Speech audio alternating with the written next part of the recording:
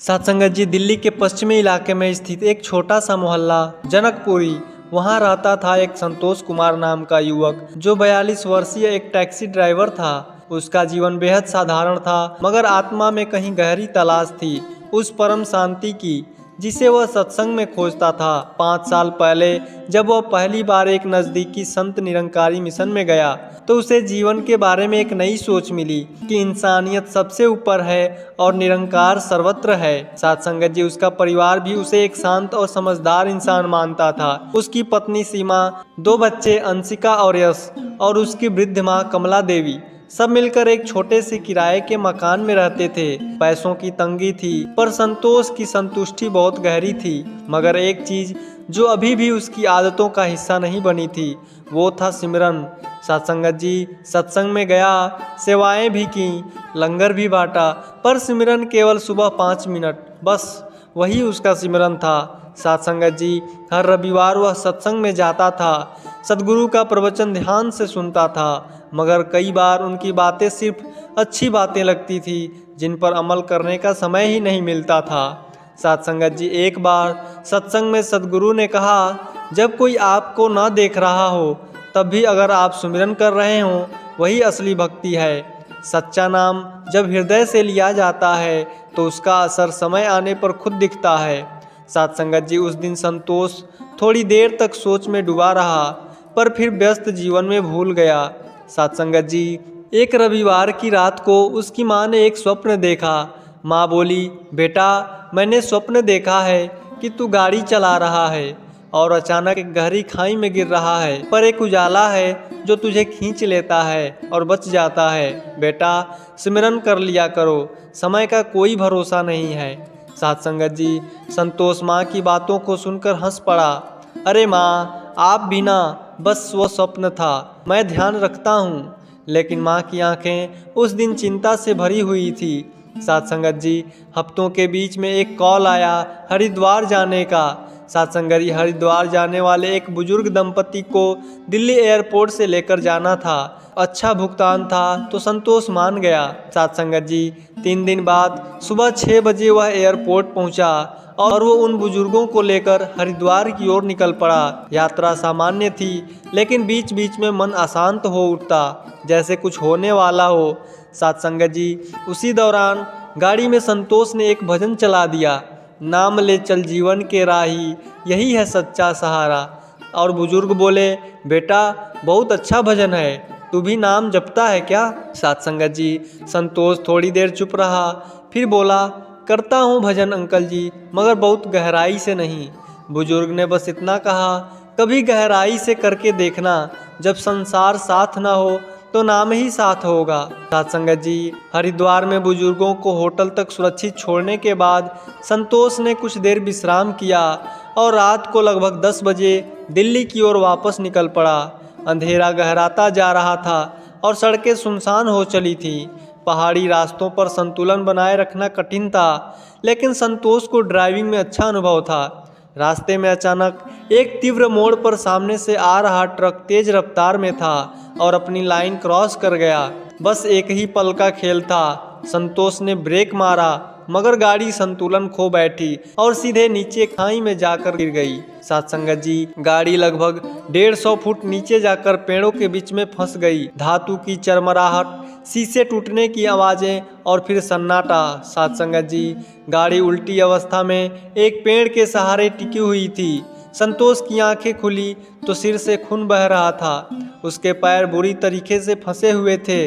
Mobile का signal गायब हो गया और चारों ओर अंधकार छाया हुआ था। सत्संगत जी, एक पल को उसे लगा कि शायद यही अंत है मेरा, लेकिन उसी पल माँ की वो बात याद आ गई, सदगुरु के प्रवचन और सत्संग में कहे गए वो शब्द कि नाम जब संकट में लिया जाए तो वह रक्षा कवच बन जाता है।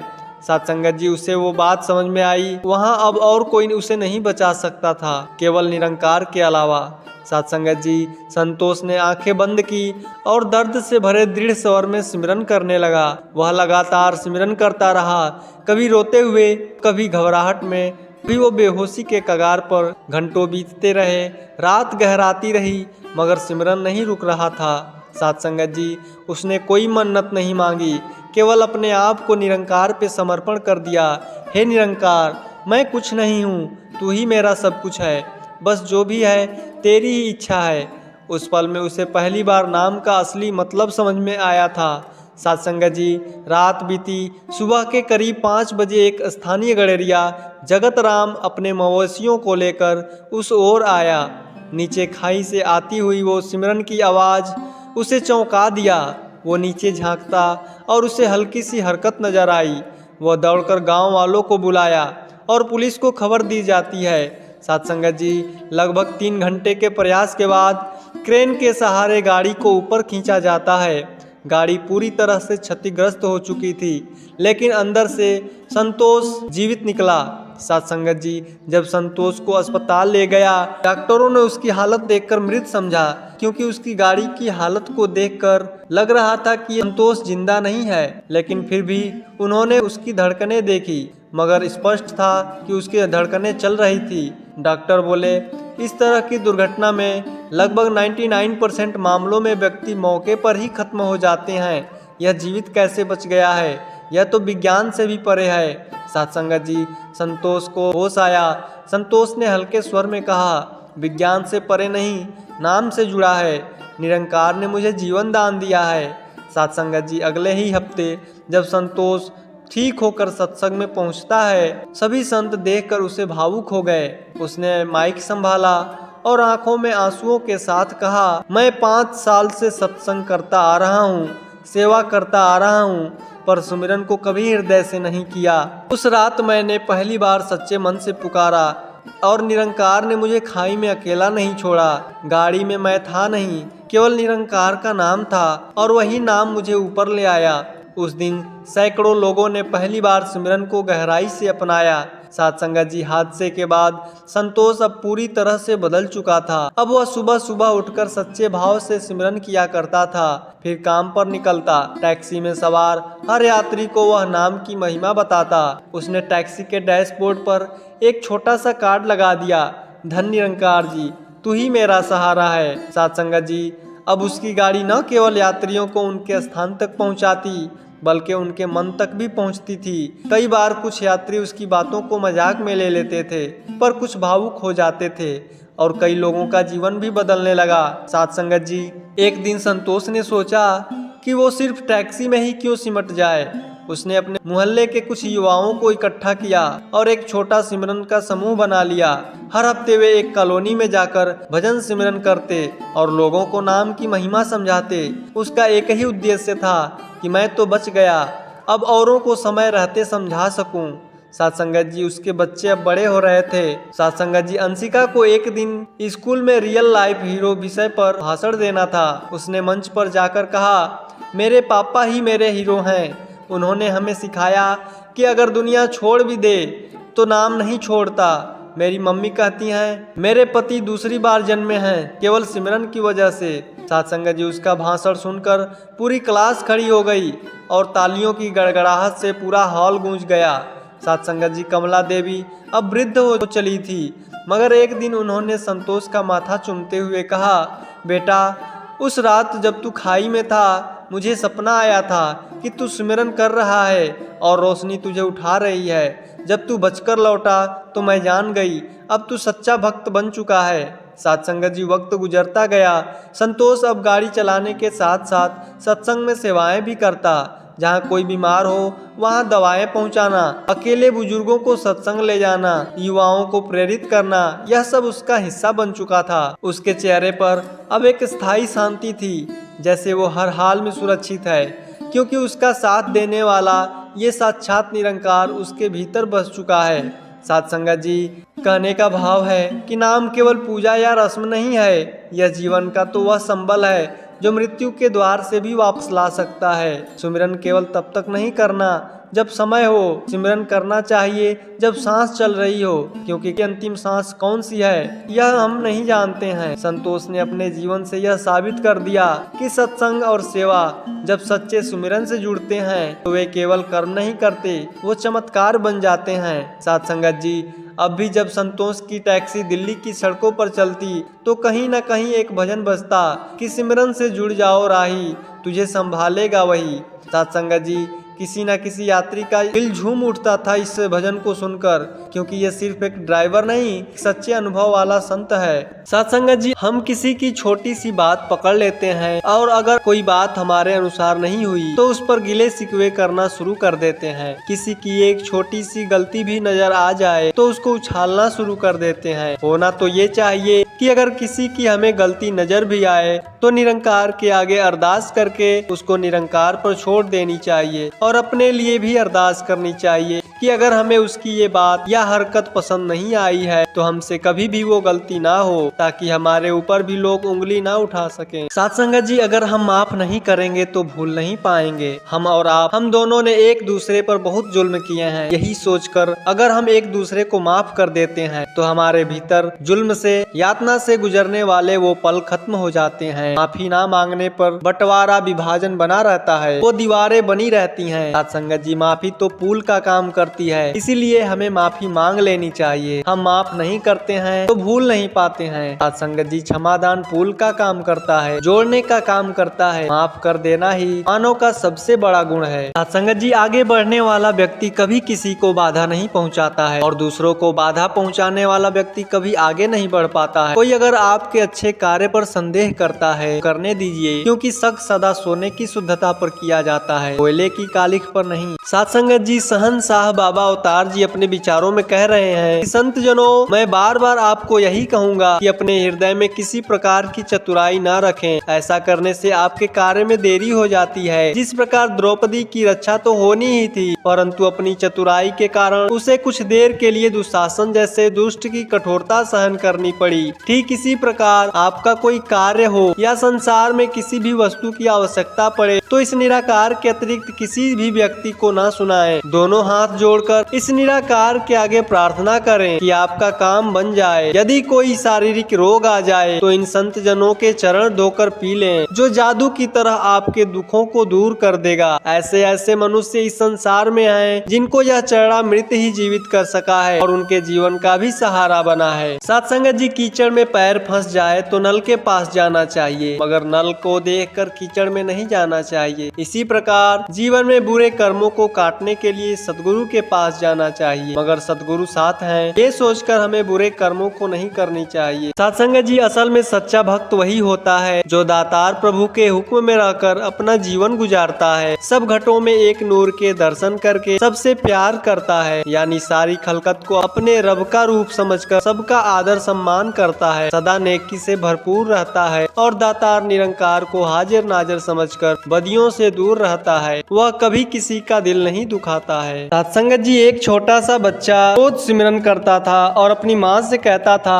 माँ मैं निरंकार से बात करता हूँ। साथ संगत जी, एक दिन माँ ने कहा, झूठ मत बोला करो, भगवान से कोई भी बात नहीं कर सकता है। साथ संगत जी, वह बच्चा उदास हो गया। उसी रात माँ को स्वप्न में दर्शन हुआ। एक प्रकाश ने कहा, उस बच्चे की सच्ची भावना ने हमें छू लिया है। साथ संगत जी, एक बार एक महिला सत्संग में आई और सेवा कार्य में झाड़ू लगाने लगी। किसी ने ताना मारा, कितना पढ़ लिख करके तुम झाड़ू लगा रही हो। उसने कहा, यह सेवा मुझे वह सुख देती है जो पद और पैसे नहीं दे सकते हैं। साथ संगत जी, कुछ ही महीनों के बाद उसी महिला के संस्कारों ने उसके बेटे को बुराई से बचा लिया। साथ संगत जी, यह सेवा का प्रत्यक्ष फल था। साथ संगत जी, एक भक्त हर रोज सत्संग आता लेकिन परमात्मा का अनुभव नहीं कर पा रहा था। एक दिन वह बहुत दुखी होकर गुरु के पास गया। गुरु ने मुस्कुराते हुए कहा, जिस तरह बीज मिट्टी में दबकर भी समय पर अंकुर बनता है, वैसे ही सच्चा सिमरन भी फल देता है, धैर्य रखो। साथ संगत जी, कुछ समय के बाद उसी भक्त को अनुभव हुआ कि निरंकार तो हर पल उसके साथ ही था, बस वह अपने विचारों के शोरगुल में उसे नहीं सुन पा रहा था। साथ संगत जी, दो भाई एक ही घर में रहते थे पर आपस में बोलचाल बंद थी। सत्संग में गए तो एक संत ने कहा, जिसे तू घर का दुश्मन समझता है वह भी उसी परमात्मा का अंश है। साथ संगत जी, यह बात उसके दिल में लगी। बड़ा भाई सत्संग से लौटकर छोटे भाई के कमरे में गया, हाथ जोड़ते हुए कहा, भाई भूल हो गई, माफ कर दो। साथ संगत जी, दोनों गले मिले। आज उनका घर सच्चे प्रेम और सेवा का केंद्र बन गया है। साथ संगत जी, अंजलि परीक्षा में बार बार असफल हो रही थी। समाज और परिवार की बातें उसे भीतर से तोड़ चुकी थी। एक दिन आत्महत्या के इरादे से ट्रेन के ट्रैक पर बैठ गई। उसी वक्त सत्संग की रिकॉर्डिंग में सदगुरु बाबा हरदेव जी महाराज विचारों में अपने फरमा रहे थे कि जीवन भगवान का दिया हुआ अमूल्य उपहार है। नाम में शक्ति है जो हर हार को जीत बना सकती है। साथ संगत जी, वह रिकॉर्डिंग को सुन करके फूट फूट कर रोने लगी और वहीं बैठकर सिमरन भी करने लगी। साथ संगत जी, उस दिन के बाद उसने नाम को जीवन का सहारा बना लिया और अगले ही वर्ष अंजलि टॉपर बनी। साथ संगत जी, कहने का भाव है कि सुमिरन केवल जान नहीं बचाता है बल्कि जीवन का मार्ग भी दिखाता है। साथ संगत जी, मनदीप लद्दाख में तैनात था। एक रात पोस्ट पर अकेला था। तेज बर्फबारी और ठंड से उसका शरीर सुन्न पड़ गया।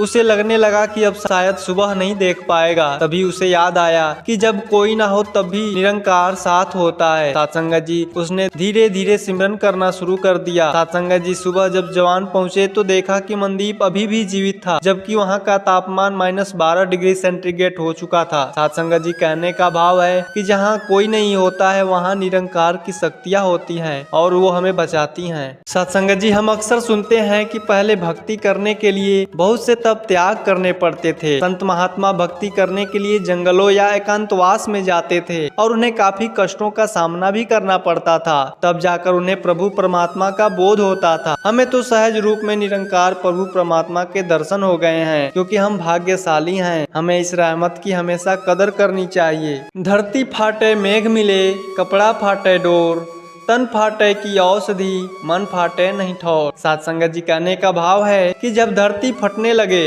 अर्थात दरारें पड़ जाती हैं तो मेघों द्वारा जल बरसाने पर दरारें बंद हो जाती हैं और वस्त्र फट जाती हैं तो सिलाई करने पर जुड़ जाते हैं और चोट लगने पर तन में दवा का लेप किया जाता है जिससे शरीर का घाव ठीक हो जाता है। किंतु मन के फटने पर कोई औषधि या उपाय कारगर सिद्ध नहीं होता। इसीलिए प्रयास रहे कि हमारी वाणी से किसी को न लगे। साथ संगत जी, एक बार एक अमीर आदमी सत्संग में आया और बोला, मुझे पैसा कमाने का तरीका बताइए। संत ने मुस्कुराकर कहा, पहले सेवा और सुमिरन कर लो, फिर देखो कैसे बरकत होती है। कुछ महीनों के बाद वह व्यक्ति वापस लौटा और कहा, सचमुच अब मेरे पास शांति और प्रेम की दौलत है जो किसी भी पैसे से बढ़कर है। साथ संगत जी, रोहन एक युवा था जो दुनिया की भाग दौड़ में भटक गया था। जब वह सत्संग में आया तो उसने पाया कि जीवन का असली आनंद सांसारिक चीजों में नहीं बल्कि सत्य और प्रेम में है। उसने निरंकार में अपना मन लगाया और उसका जीवन पूरी तरह से बदलने लगा। साथ संगत जी, रमेश एक गरीब मजदूर था, लेकिन सत्संग में आना और सेवा करना कभी नहीं छोड़ता था। एक दिन संतों ने देखा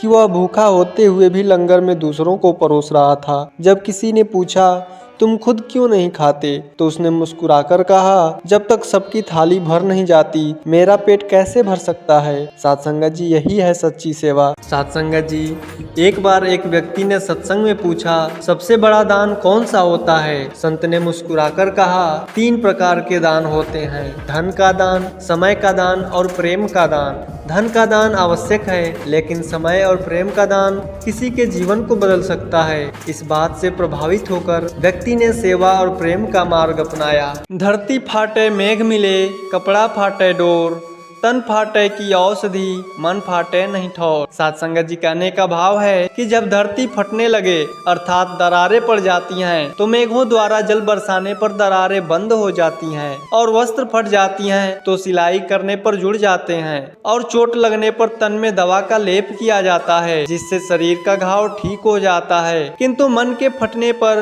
कोई औषधि या उपाय कारगर सिद्ध नहीं होता। इसीलिए प्रयास रहे कि हमारी वाणी से किसी को न लगे। साथ संगत जी, अजय को सत्संग से कोई मतलब नहीं था। वह सोचता था कि सत्संग समय की बर्बादी है। एक दिन पड़ोसी ने जबरदस्ती उसे सत्संग में ले गया। वहाँ विचार चल रहा था कि जिनका मन टूट गया है वे संगत में जुड़कर फिर से इंसान बन सकते हैं। साथ संगत जी, इस विचार को सुनकर अजय की आंखों में आंसू आ गए, क्योंकि उसकी जिंदगी भी वाकई में बिखरी पड़ी थी। उसकी नौकरी चली गई थी, परिवार से दूरी हो गई थी। उसने सत्संग के बाद नाम लिया और नियमित आने लगा। 6 महीनों में उसने एक नई नौकरी प्राप्त कर लिए। उसके घर परिवार के संबंध सुधर गए। वह खुद हैरान था कि बस विचार सुनकर ही जिंदगी बदल गई। सत्संगत जी कहने का भाव है कि सत्संग आए हुए विचार कब हमारी बाणी बदल देते हैं वो हमें भी पता नहीं चलता है। सत्संग वो दरबार है जहाँ हारे हुए फिर से खड़े हो जाते हैं और मानवता एक दूसरे से जुड़े हुए हैं। जब लोगों में मानवता होती है तो वो एक दूसरे की भावनाओं को समझते हैं और मिलकर रहते हैं। अगर समाज में प्रेम, दया और सहयोग होगा तो एकता अपने आप बनी रहेगी। एकता में शक्ति है और मानवता में महानता। अगर हम सभी जाति, धर्म, भाषा और सीमा से ऊपर उठकर एकता और मानवता को अपनाएं तो दुनिया में शांति, प्रेम और खुशहाली आएगी।